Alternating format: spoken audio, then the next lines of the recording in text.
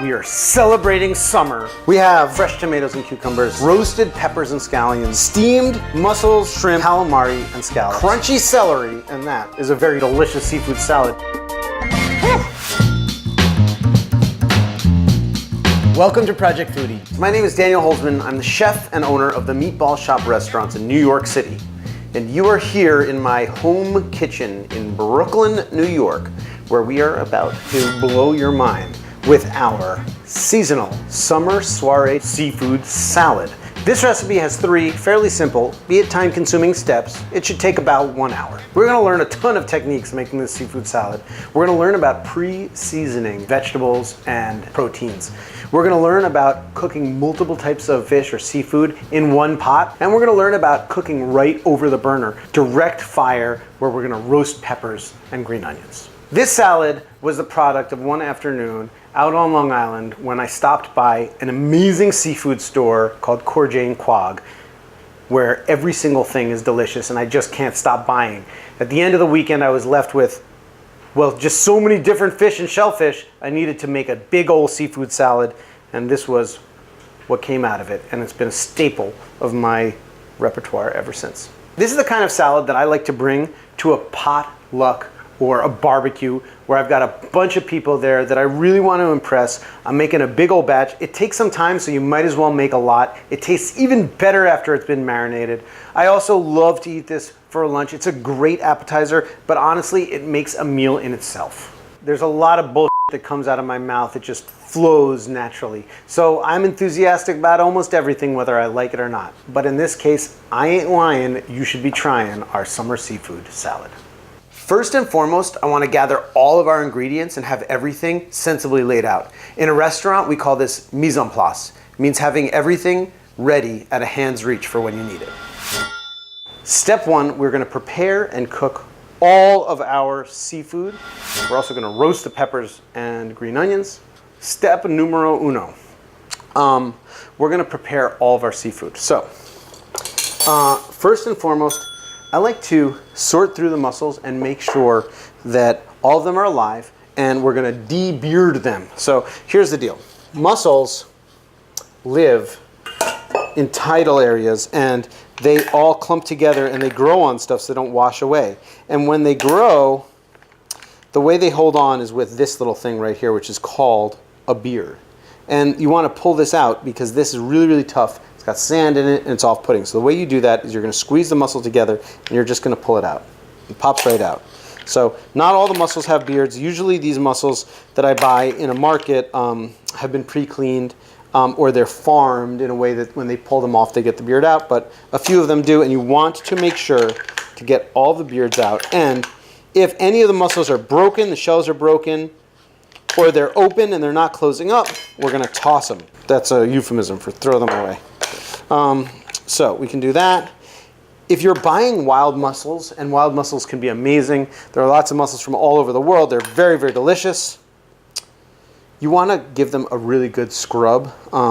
Either way, mussels can be a little bit sandy. They can, you know, just like most shellfish, they kind of like live in tidal. Oh, see this guy? He's kind of open. Oh, he's closing up. He's fine. You can tell when they're really dead because they're really like wide open. They start to dry out. They might even have an off smell. If you smell something off, usually it means that one of the mussels is really kind of like died and maybe even starting to rot a tiny bit. That can be terrible and ruin the entire thing. So make sure you find that mussel. So give it a good smell. It smells like the sea, amazing. If you're like, oh, that's weird, doesn't smell great, search through smelling each one, and you'll find the culprit because a bad mussel has a really rough smell.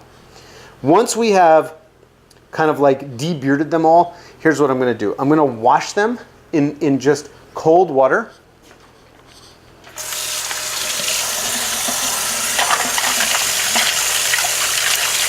Making sure that if there's any sand or anything kind of like dirt on the outside, we can dump it out. And I can see some particles falling out.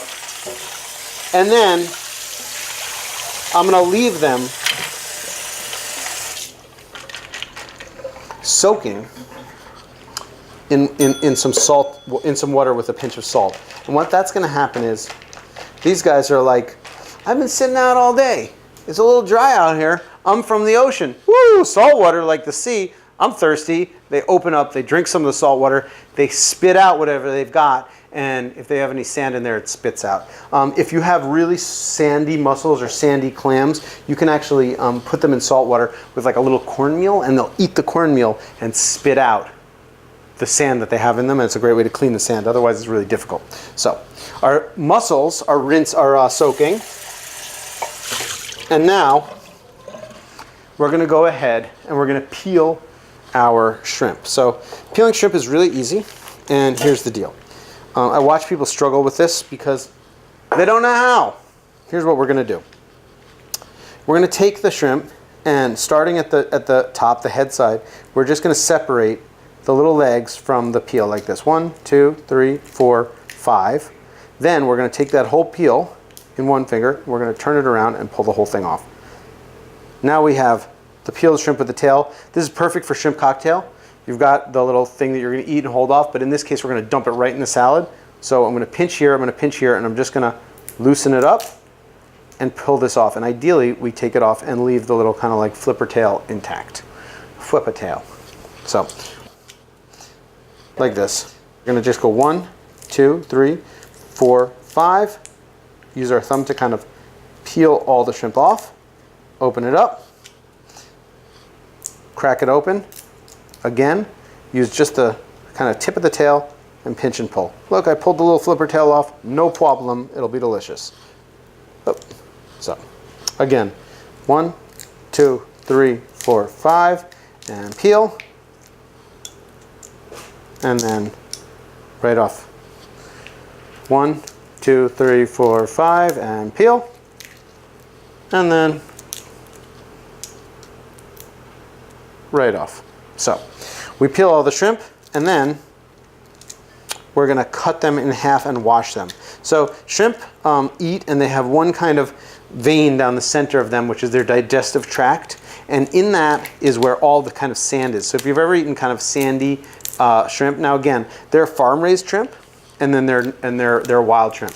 So farm-raised shrimp, they purposefully feed them a diet that is not sandy, and then they allow them to purge or basically eat non-sandy food at the very end, so that you don't necessarily have to clean them because they won't be sandy. It's not like that it's dangerous to eat, it just can be kind of gritty. So the deal is that with any type of shrimp, I like to clean them out, but if I'm using wild shrimp especially, it's imperative because they walk around on the bottom of the ocean eating stuff with sand in it, and they can be really, really gritty and sandy, and there's absolutely almost nothing worse than eating like sandy seafood, right? So here's what we're going to do to clean these guys.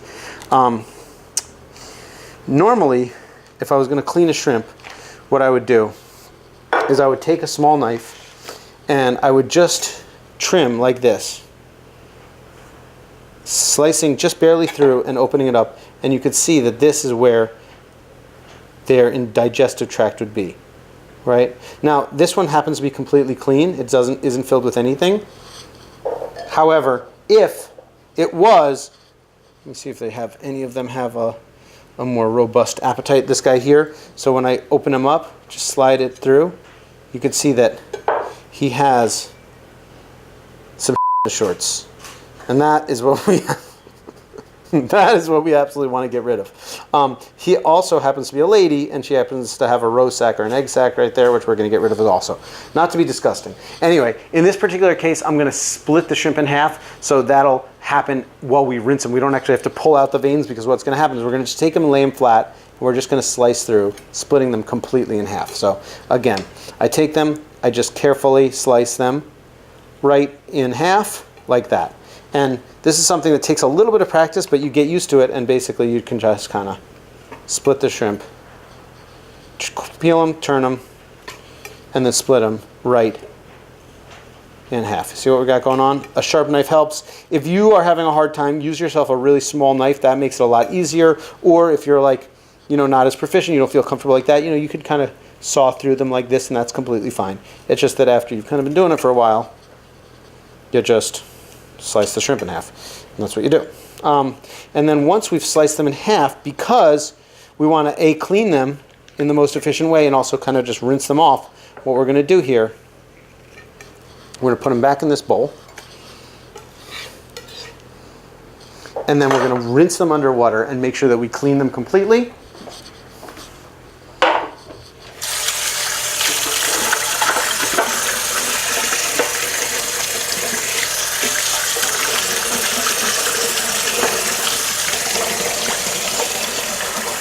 We can grab our strainer, and one by one, under kind of running water, we can just make sure that, you know, any of those kind of like veins that were on the shrimp that had some kind of dirt in them or whatever are completely clean and nice. See, maybe this one has a little bit. So we're just making sure that our shrimp are nice and clean. For a seafood salad where the seafood is going to kind of be on display, it's all going to be served kind of cold or room temperature. I'm overly careful. You know, if I was going to be cooking these shrimp in sauce and there's lots of different textures in there, you might not be able to see the individual ones. Like, I'd be a little less careful about it. But in this case, we're really going to be able to see these guys on display. So I want to make sure, especially cut in half, you'll be able to see on the inside. I want to make sure they're nice and clean.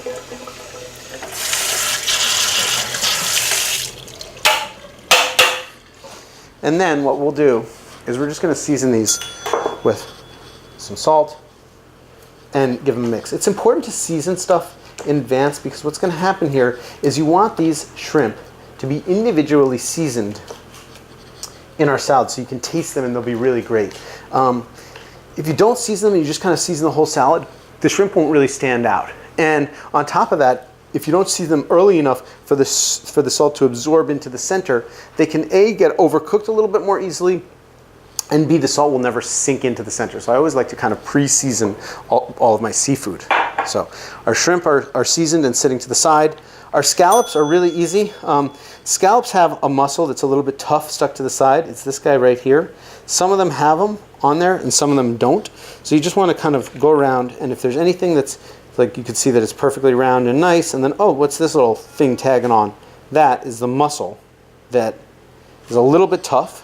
That's the mussel. This is actually, the scallop actually is the mussel that holds the shell together, and then there's all the digestive tract and everything else around the outside, and that is a little piece that holds the mussel too. So that you want to get rid of. We're going to just pull those off, and then we're going to slice these, and I'm just going to slice these depending on how big they are. You know, maybe this guy in quarters. And I don't slice a scallion by pulling. I just literally push straight down, and the knife goes straight through. Just push the knife on top and just push it straight down, and it slices straight through. Because it tends otherwise to break them up. They're pretty fragile, and if you start to slice them, they can kind of pull apart. So this guy maybe is a little bigger. We can slice them into thirds. So we get kind of 6 pieces. We just kind of want evenly sized, nice pieces that are going to distribute through our salad. So the little ones in quarters, maybe the big ones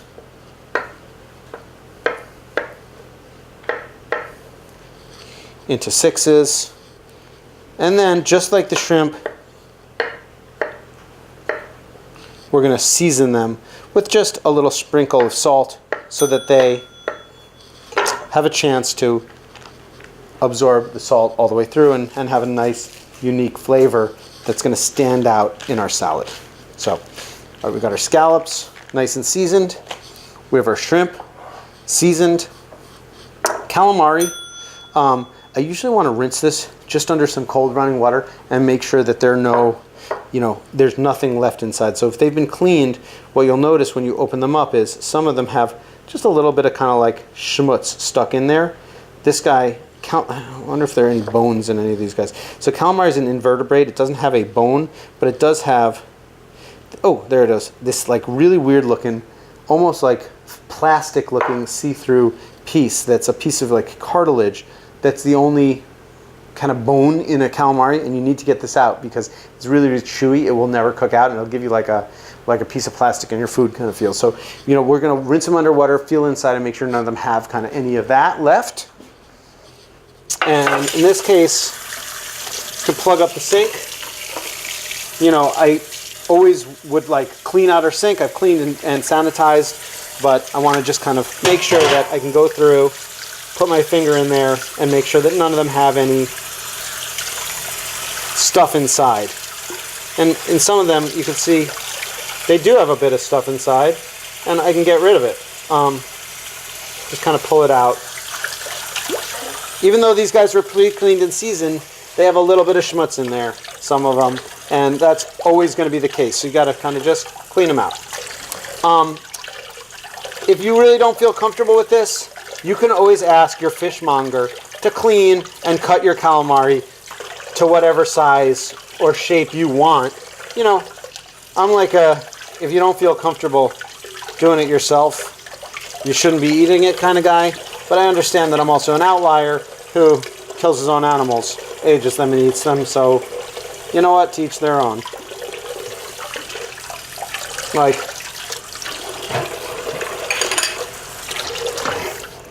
I don't bust your chops about coming into my restaurant and asking me to take the gluten out of your meatballs. So don't bust my chops about killing my own calamari and cleaning it, and we can all be friends and eat delicious food together.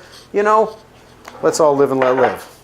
So these guys, just with a sharp knife, we're going to take them and we're just going to slice them into rings. Now, notice that I'm slicing. If I just kind of chop through, they tend to stick together. When I slice, however, they come out in rings. And calamari is one of those ones that can be a little tricky because they tend to want to stick together. So you want to make sure that with a nice sharp knife, we're taking a long, nice slice of it. And again, if I push down, I'm pushing really hard, nothing happened. So let's go ahead and just slice through our calamari into our nice rings. We all know calamari rings. There are other ways to cut it, but you know, for this salad, this is going to be really delicious and beautiful. And actually, this calamari again was like pre-cleaned and frozen, pretty clean.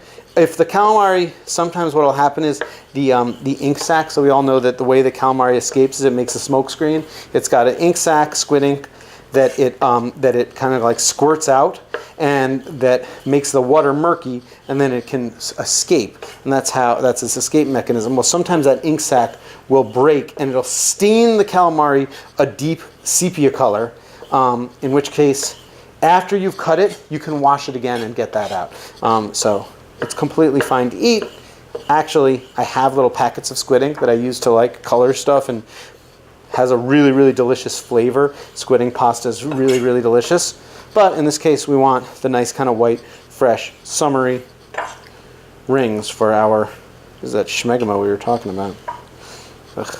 I feel like schmegma is a gross word to use because it actually means the like liquid that collects inside of a foreskin if it's an uncircumcised penis, so I probably shouldn't use it for food, but it's really funny. So we have our calamari kind of cut, and we're just going to give it a quick season as well and toss.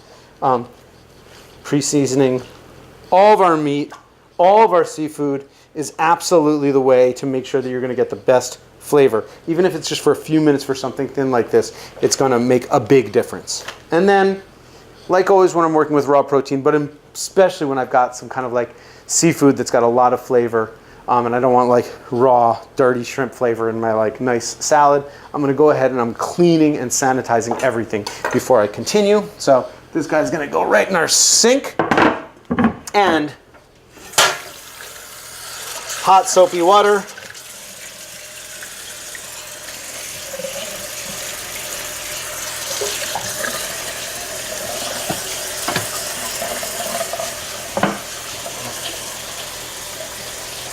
We're just going to make sure to really nicely scrub it down.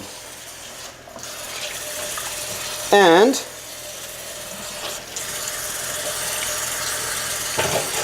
then give ourselves a rinse.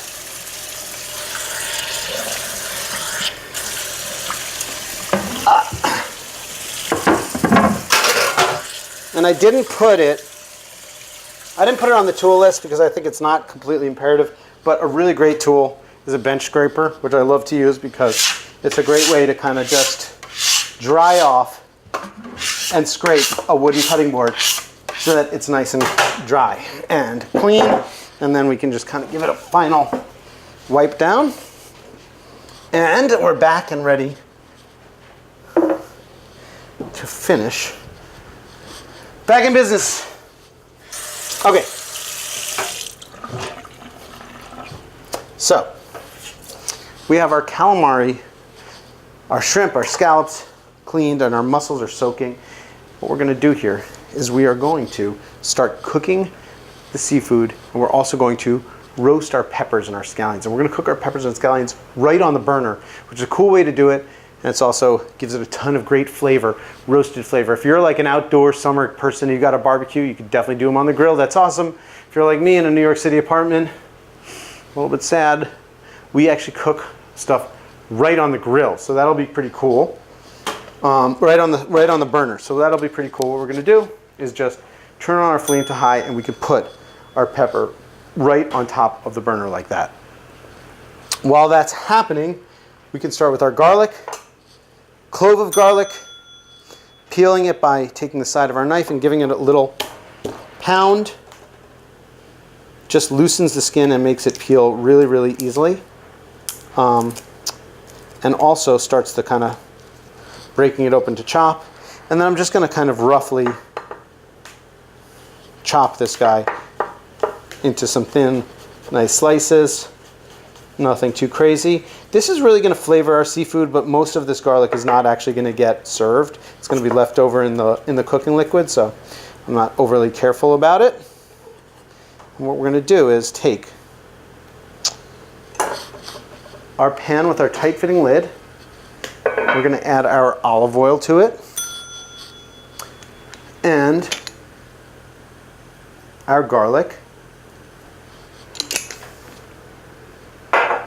And we're going to turn on the burner, and over a really low medium flame we're going to cook this garlic. And the idea here is that right before the garlic starts to brown, we're going to add in our mussels and a splash of water. So a lot of times we use like white wine when we're cooking seafood, because the white wine adds a ton of acidity and also makes this delicious broth that we're going to drink, you know, as we eat, like soak up with bread. In this case, we're really going to pull out the seafood, and we're going to use dry seafood in the salad. So I'm not as concerned about having the liquid left over taste delicious, although I will reserve it for use in some other, you know, like later use, seafood stock or whatever. But I'm just going to use water instead of white wine to cook. So again, I've got my garlic, and we're just over a low medium flame. Going to slowly bring this up to temperature. And the reason I heat it up so slowly is that what we don't want to happen is we don't want the outside to burn before the inside starts to cook. And then what you end up with is, even though it looks cooked, a raw garlic flavor. So I want to like slowly cook it so it has a chance to cook from the inside as well as the outside. We can check our pepper. If I'm burning myself to touch it, I can turn down the flame or turn it off. You can see that it's starting to blacken. We are going to want it completely blackened all over. So I'm going to move it to a place where it's going to allow it to blacken completely and blister.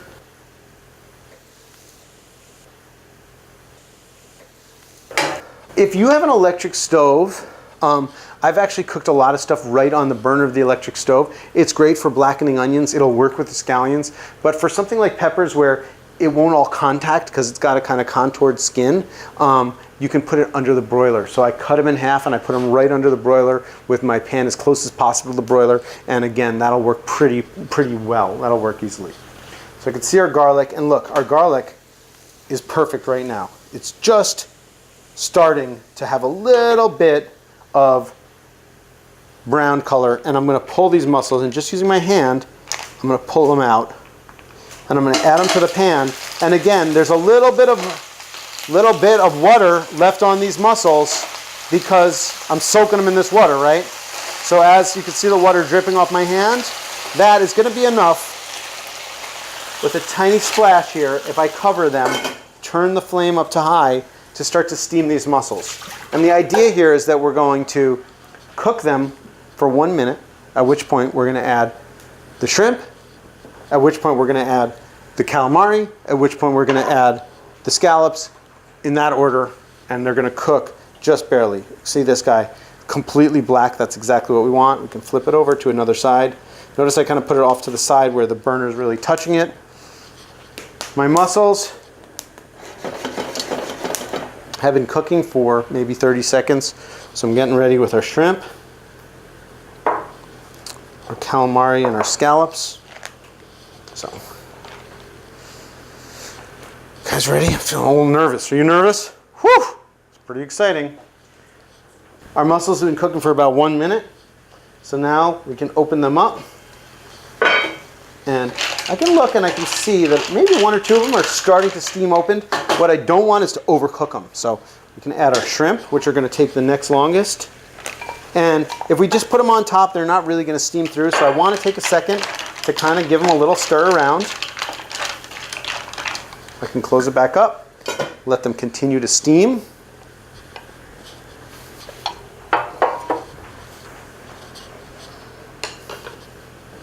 Check our pepper while those guys are going. Whew. Nice. So turn it back on, flip it.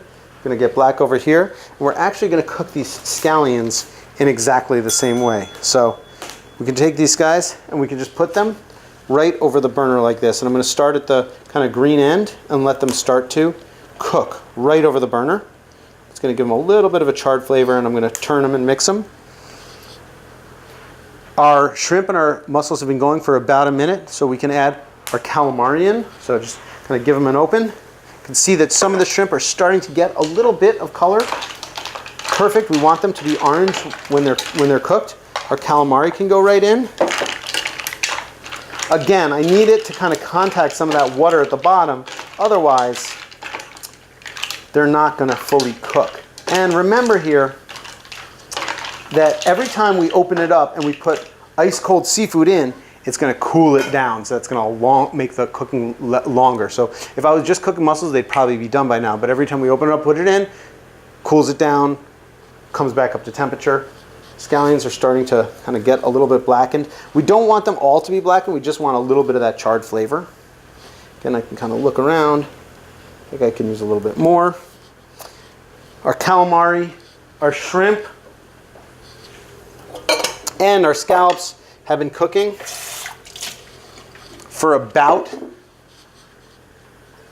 1 minute together. It's time to add our scallops. Our calamari, our mussels, and our shrimp have been cooking for 1 minute. It's time to add our scallops. So you can start to see the shrimp are starting to cook. Calamari is starting to go from translucent to white. Our scallops can go right in. And scallops for me are the one that I really don't want to overcook the most because they have such a tender flavor. I want them to be kind of rare on the inside, so I can give this a little toss.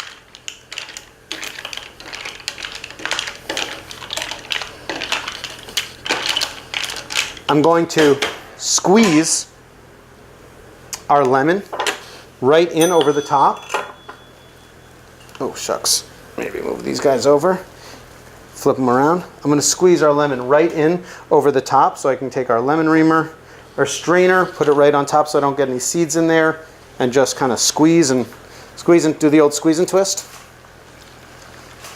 I don't know if you're feeling nervous right now, but if you are, that's why. This is a level 3 recipe, people. This ain't level 1 work. So you can give our lemon just a little squeeze. Turn off the flame. Give it one last toss. Just barely kind of cooked here. And then remember that the liquid is still hot. It's still steaming, so it's going to still continue to cook. What I'm a little nervous about is if I leave it in this hot pan, it's going to overcook. So what we're going to do is we're going to dump it into this big bowl. Give these guys one little turn, one last little turn. I'm going to dump this whole thing into this big bowl. This guy looks like it's kind of perfectly brown. Good. So I'll turn the flame off. We can take this guy in carefully because it's quite hot. We're just going to dump all this right into this bowl and allow it just to kind of cool on the side. And while that's cooling, take a second to kind of clean up.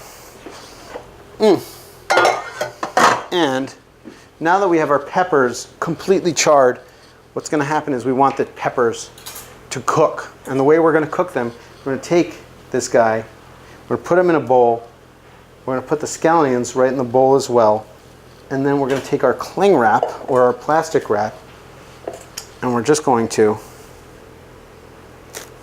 cover it. And what you're going to notice is it's going to suck down, and and close, and that's actually making a complete seal. And then as these start to cool, it's going to suck down and make like almost like a clear drum, because as we know, the hot air, high pressure, and then as it cools, it's going to go to low pressure, and it's going to make like a, it's going to look kind of like that, like whoosh, nice drum look. And this is going to allow our peppers and our green onions to steam together, which will cook them all the way through. It's also going to loosen the skin on the peppers, which is going to allow it to clean. So our peppers are charred, our scallions are charred, our seafood is cooked. We're going to clean up, and that is the end of step 1. Step 2, we're going to cut the rest of our vegetables. So our seafood is cooked and cooling. Our peppers and scallions are roasted and steaming, and it's time for step 2, which is we're going to prep the rest of our veggies. Got this hothouse cucumber. It's really long and a little unmanageable, so maybe I'll just trim the ends and then cut it in half so that we can kind of manage it. And we're going to peel her.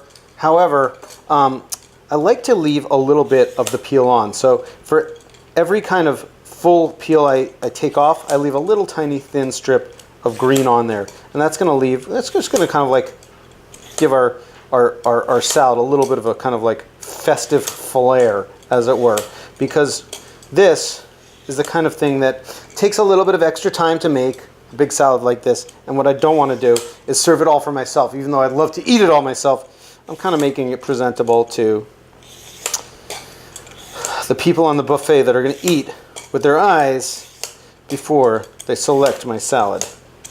Have you ever heard that saying, you eat with your eyes first? Well, it's not true, obviously. No one eats with their eyes first. However, you assess your food and have a kind of like a little bit of a bias based on whether you think it's going to be good, because, anyway, you get what I'm saying. And we're going to cut these in a little bit of an interesting way. You can cut your cucumbers however you like, but I love this cut that's called oblique. It's a French cut where basically for a round vegetable like this, where you want it to be even pieces, but you want them to have kind of an interesting shape, you cut kind of on the bias like that, and then you rotate it a third and cut again, and then you rotate it a third and you cut again, and you make sure that the third cut intersects your first cut, and then you rotate it again and you make sure that it intersects, it intersects, it intersects, it intersects, it intersects, it intersects, it intersects, it intersects, it intersects. We're just going to keep on going with that. I don't know if you remember having an iPad, or what was it called? When you had the disc, Sony Discman. Do you remember the Sony Discman? It intersects, it intersects. It's like a record skipping. Anyway, I sound like a broken record, literally.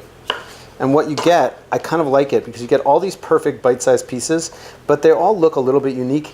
And it kind of looks like you just rustically chopped it up, but they're kind of all interesting and nice. So I love that oblique cut for a big salad like this.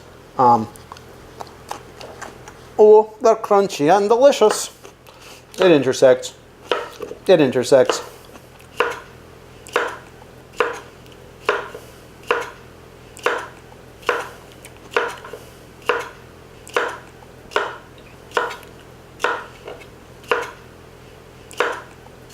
Okay, so our cucumbers and beautiful. What I'm going to do here is just leave these guys to the side, and I'm going to give them a little seasoning. So just like our seafood, cucumbers really, really benefit from a nice salting.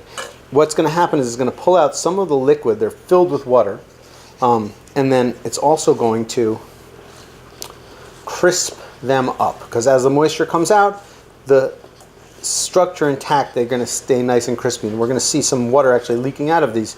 And before we serve them, we're actually going to rinse them off. So we'll rinse them and dry them, but for now we'll just season them and leave them over here. It's kind of nice. Oops. We can cut our celery. We're just going to cut straight down some thin little strips, maybe a 1/4 inch. You know, I could show off and make them like paper thin, but the nice thing about celery is you want it to have that telltale crunch of refreshing celery, so not so thin.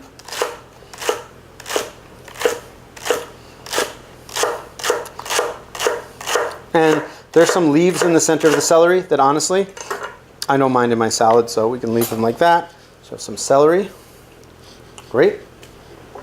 Our tomatoes, basically, we're going to cut them in half, and then we're going to core them. So in half, if they have these little peels, we can pull them off. Wow, they smell so good. You can always smell a fresh tomato before you can right in half. And then we're going to just use the kind of wedge of our knife to make a little V and get rid of the core. I mean, you could use a little paring knife and kind of, you know, core it around this way, but I find this to be the easiest way if you're going to not make slices and you're going to cut them into chunks. If you're going to be cutting them up anyway, I might as well core them like this, which is very easy provided I don't cut through and cut myself.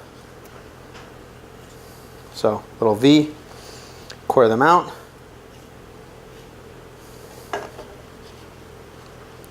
And then we're going to cut these guys into bite-sized pieces. Maybe cut them in half first, depending on how big your tomato is. And then just some kind of wedges. Looks like I've got about 1, 2, 3, 4, 5, 6, 7, 8, 16 pieces per. So 1, 1, 2, 3. Half 1, 1, 2, 3. Half 1, 1, 2, 3. Half 1, 1, 2, 3. Very delicious. And 1/2, 1, 2, 3. And just like our cucumbers, I'm actually going to give these guys a little bit of a season because seasoned tomatoes are very delicious and I want a chance for them to get all of their seasoning. The reality is if I didn't pre-season the tomatoes and pre-season the cucumbers, the salad would still be good. But taking the time to just give them a little bit of a salt individually as vegetables and toss is going to make a huge difference. It's also going to draw out some of that moisture that would leave kind of that puddle of dressing that would water down our vinaigrette at the bottom of our salad that we can kind of dump off that pulls it out. So we've got our cucumbers salted, our tomatoes are salted, we've got our celery cut. And now we're just going to clean our peppers and cut them and our scallions and our parsley. So here's what we got going on for this. We take it off and you can see that our pepper is kind of soft and wilted down now that it's been roasted and steamed.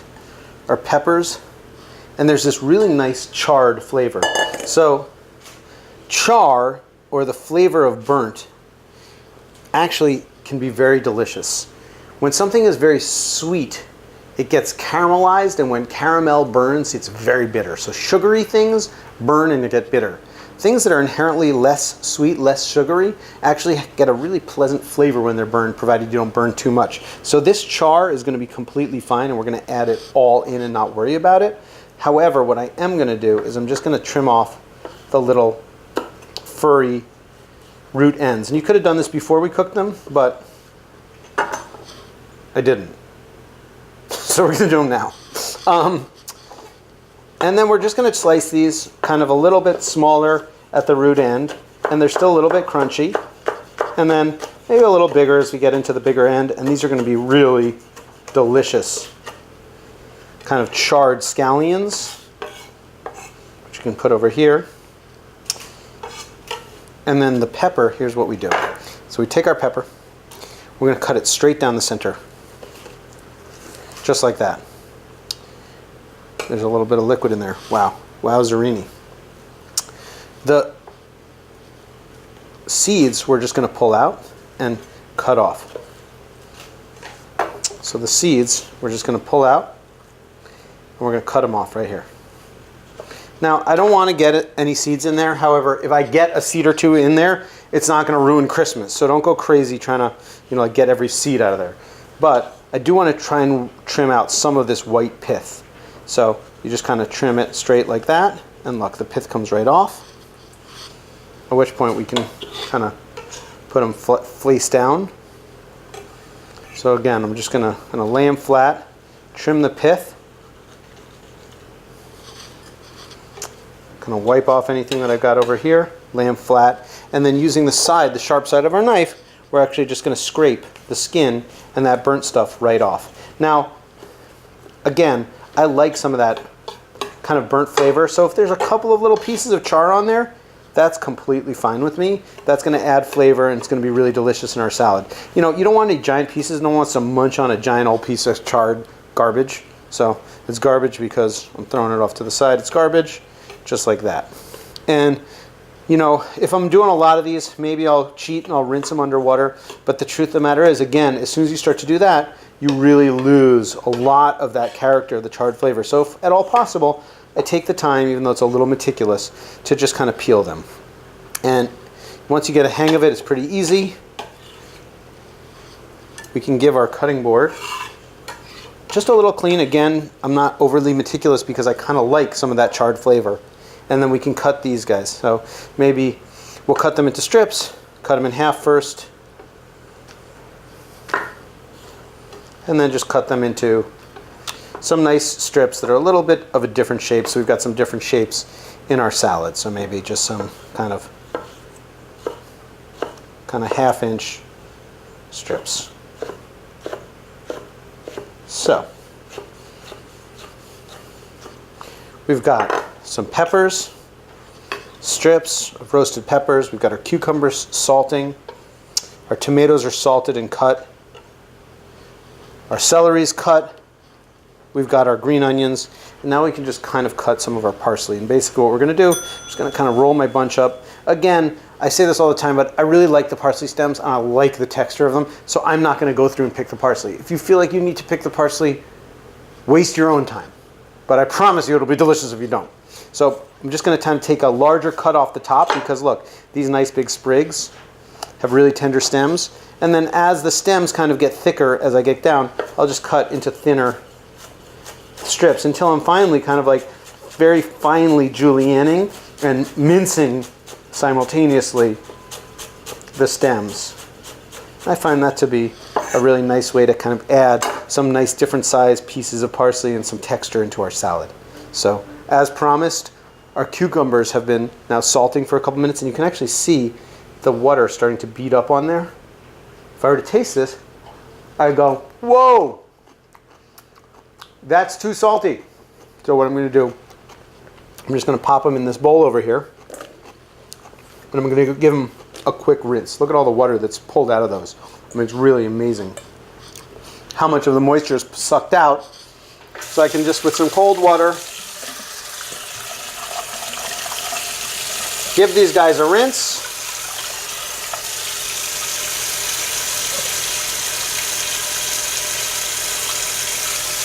And this is kind of one of those more advanced, I don't know, things that we do where I notice the difference between a pre-salted cucumber and a not. So when I'm making a salad, I have the luxury of doing it in a restaurant. I always pre-season. If you don't have the time to pre-season your salad, like whatever, it's going to be very delicious. It'll be okay.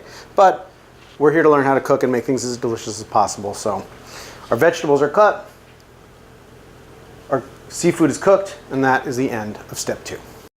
Step 3, we're going to mix, season, serve, and I'm going to eat some because it's great.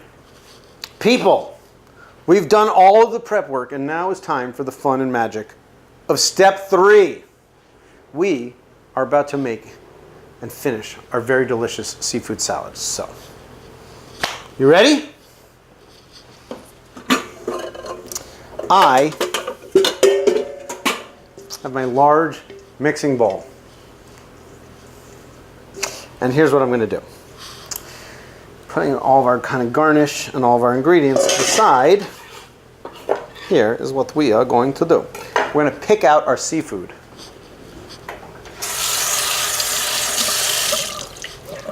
And put it into our bowl. So we've got our seafood that's been cooked, and we've got our garbage over here with our cleaned hands. We're going to take our seafood, like our mussels, and we're just going to pull them out. So all of our seafood is going to go in, and our mussel shells are going to go in the compost trash oleo bin.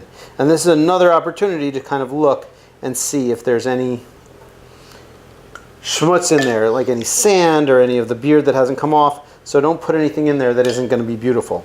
You know, most people are used to eating mussels. So like this one may be broken, so I might not get rid of it. If it hasn't, not use it, I'll throw it away. If it hasn't opened during cooking, you know, that's a sign that maybe there's something wrong, so I could kind of discard that one. These guys are all kind of perfect. So just opening it the rest of the way, taking it from the back and just pulling it off. The mussel just pops right out. And that is all it takes. So you can see I've got some like calamari and some scallop in here. Give this guy a little pull. All of these guys are going to go, and I want to not use the liquid in the bottom because I want it to be a nice salad. And so what we'll do is just kind of pull them all out. We're used to eating mussels in the shell. I think that's how most of us eat them. You know, mussels mariniere, kind of like that French style with a big piece of grilled bread, which is very delicious. Taking the mussels out for people takes a little bit of time, but it's also a really kind of nice way to do something special for your guests and make it a little bit more special.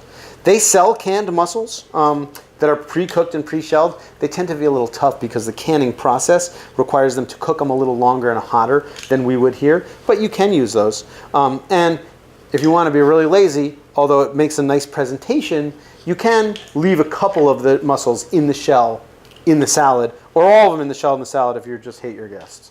In my case, we'll just take the extra second. It really doesn't take that long to simply pull the mussels out. And down here at the bottom, they're a little bit wet, so I can just kind of like, once again, strain some of this seafood.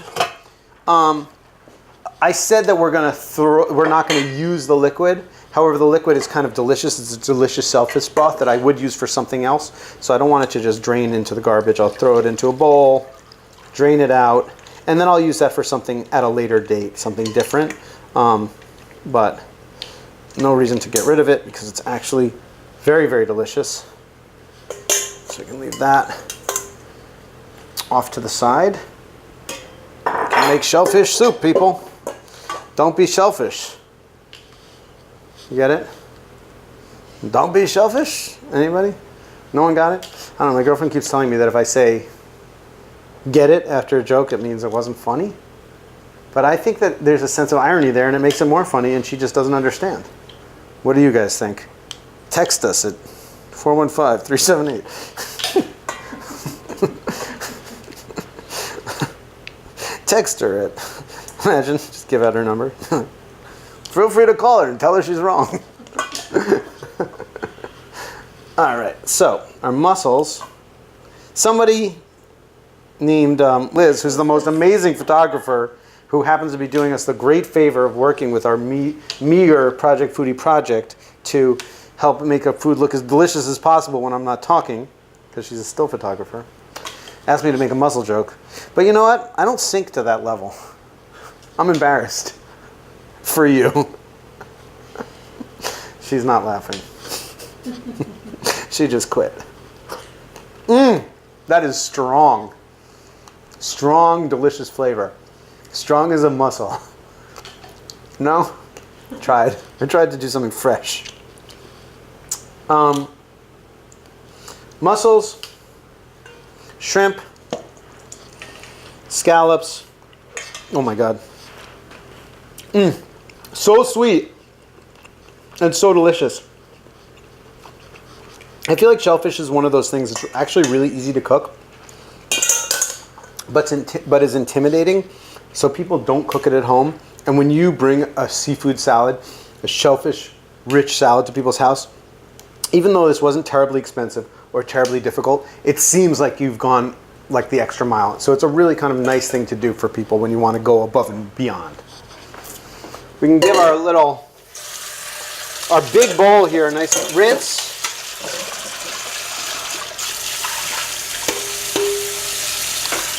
Because I think we're going to need it. Nice big bowl to mix this all in. Our tomatoes have been salted. And so what we want to do is we want to kind of drain them because salt pulls the moisture out, so there's a lot of liquid. We don't want to add all that liquid in. So we could just kind of, you can see all the liquid that's pouring out, tomato juice. Let those drain. I tasted all of this It's actually really nice and salted. Remember, we pre-seasoned it, but this would be the ideal time if it needed to put a pinch of salt. In this case, it's really perfect. We can add our celery and our grilled scallions.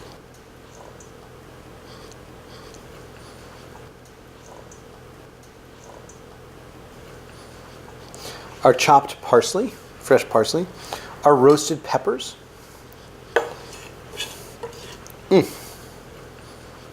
Our cucumbers. And again, these guys have a little bit of liquid just because I rinsed them off, but there's no more salt, so they're not really sucking more liquid out. So I can just kind of just make sure I don't want to dump them and get all that liquid in there, but just kind of pull them out like that. Our tomatoes right in, and we're going to give ourselves a little rinsey poo, because the last thing I want to do is be done and then go like, oh my god, I want to eat this. Shucks, I have to clean up. So a little kind of rinse and wipe down and get ourselves ready, because when this is done, I'm going to want to eat it. Even though it's actually a really great salad for a buffet, because it lasts really well and it marinates and it's beautiful, and there's nothing that gets kind of soggy in here.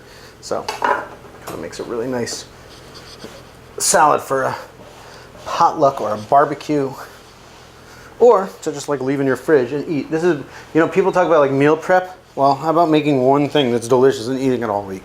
God bless. Okay, so now what we're going to do, we've got our salad, and we're going to season it a little bit more. So just a sprinkle of salt. We're going to drizzle our olive oil.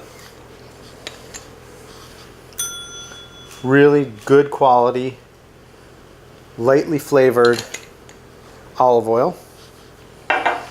And a splash of red wine vinegar. I don't want it to be too acidic or overpowering, just splash of red wine vinegar. Again, usually the right ratio is about 3 parts oil for every 1 part of vinegar. And then we can just give it a gentle toss. I don't want to break everything up and like smash my tomatoes. I want whole pieces of everything. Everything was pre-seasoned or marinated on its own, so it's got like, you know, really nice flavor. There's no need to like, you know, squeeze it. A lot of times when I'm making a cucumber salad, I'll really squeeze it, but these guys, remember that salt was put on earlier. And you can just see that this, can you see the flavor of the sea? Anybody? It's just not getting the, I feel like I've really got a dud audience today, because I know I'm on fire, but they're not really reacting with the level of appreciation that an A-level joke like that deserves. A strong joke. Get it? The mussel joke again? No? Anybody? Okay, whatever. So, our salad. Now, here's the most important thing you can do whenever you're cooking. And I think I've said this before, but you cannot say it too many times. I have lost multiple cooking competitions on television because I forgot to do this. Taste your food before you serve it, because it might need like another pinch of salt or vinegar, and this is the chance before your guests eat it. And then there's nothing more embarrassing than having something under-seasoned that you serve to your guests because you forgot to just do this one thing. Get a little bit of kind of everything, little bite, make sure you've got some stuff in there, and then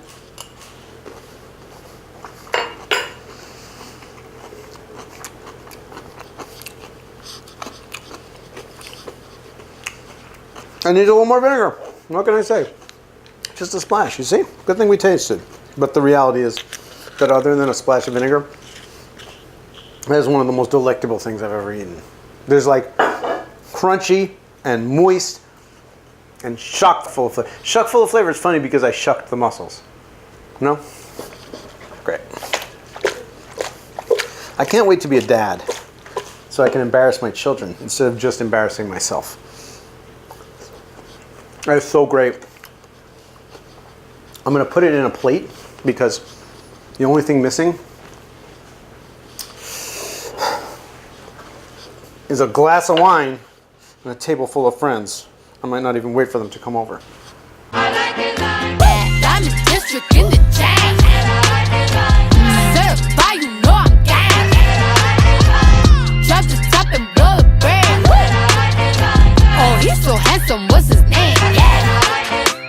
We have fresh tomatoes and cucumbers, roasted peppers and scallions, steamed mussels, shrimp, calamari, and scallops, crunchy celery, and that is a very, very, very delicious seafood salad that will make everybody think you bought it at a fancy grocery store, because no one would believe you took the time to make something so special for them. And if you're feeling especially proud of the product of your summer seafood salad, then you should please tag us on It's Project Foodie and tell me directly at Chef Holzman on Instagram. Be sure to like and subscribe, check us on Instagram, and download the Project Foodie app on the iOS App Store. I hope you've enjoyed this Project Foodie cook-along, and I hope you'll join us for more.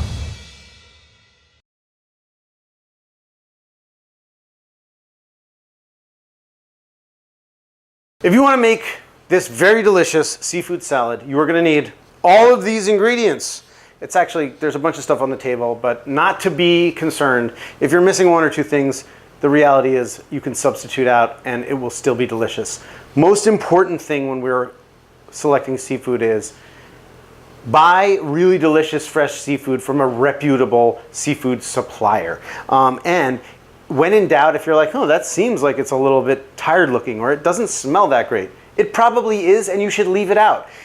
If this salad were sans mussels, meaning you didn't put the mussels in there, it would be way better than if it were all these ingredients plus mussels that weren't so great. So putting in seafood that is not that great kind of ruins the salad. Leaving out one or two of the types of seafood is just delicious and fine. Does that make sense?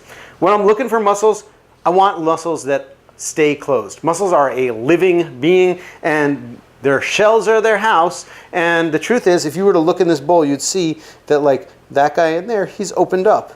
This guy in here, he's a little opened up because they live at a tidal level. So when the water's over them, they shut down, they filter the water, they're filter feeders. Mussels are amazing because they are sustainable. They actually clean the ocean and they're very, very healthy.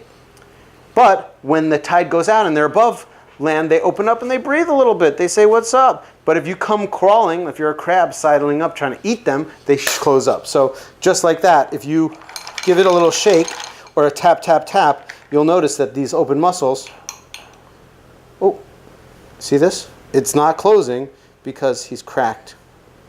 This poor guy is no longer with us. So we're gonna separate him and we're not gonna serve the broken raw, the mussels that are dead. So the live ones should close right up. And if you hold them closed for a second, sometimes they're tired, you gotta wake them up. They keep closed and then those are good.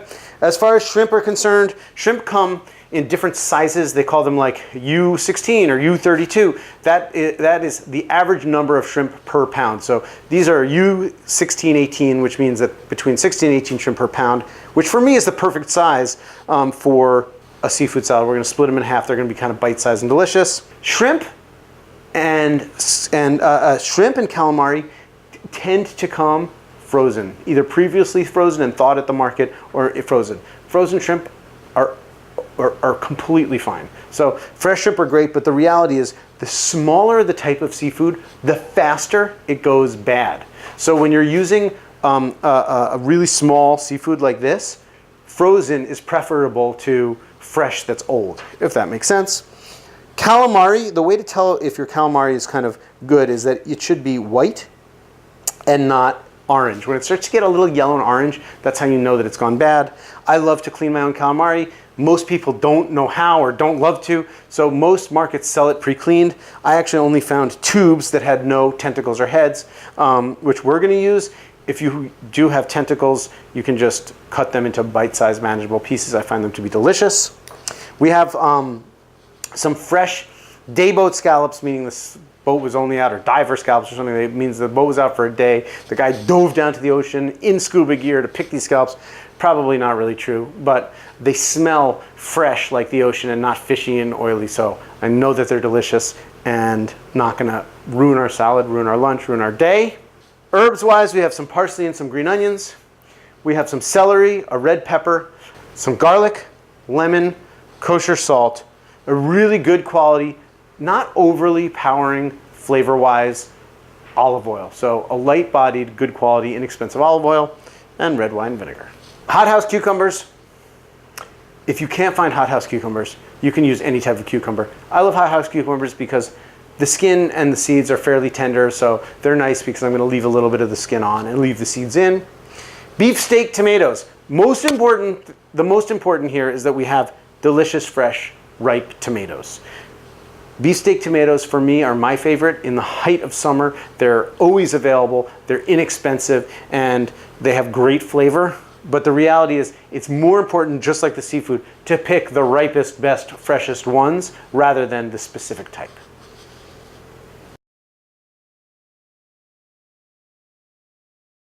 If you want to make this very, very, very delicious seafood salad, you are going to need the following tools. We have an assortment, a cornucopia, a bevy of mixing bowls, bevy of bowls, people, large, medium, and small, a strainer, a wooden spoon for stirring while we cook, a pot with a tightly fitting lid. We're going to steam mussels in here. It needs to be large enough to hold all of our seafood comfortably. A lemon reamer, one of the greatest tools if you need to ream a lemon. Tasting spoon, a peeler, a knife and cutting board, measuring cups and measuring spoons if you want to follow the recipe and make it delicious. Plastic wrap. This is cling wrap. And it's going to come in handy later. And that's all you need.